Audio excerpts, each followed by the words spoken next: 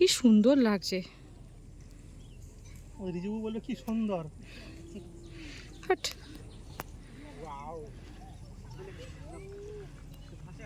কি ভালো লাগছে।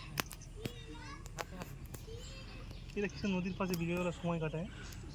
এটা ফুটবল হলে না তিতাস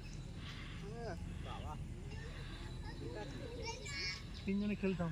তিনজনে আমি রেফারি হতাম। না সেটা আমার দ্বারা হবে না।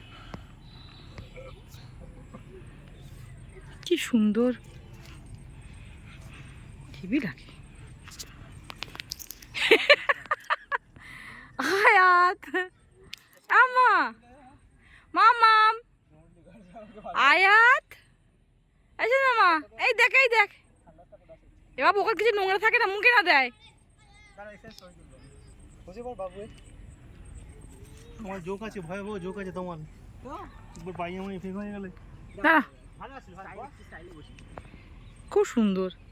আমাদের দেশ আছে তোমাদের।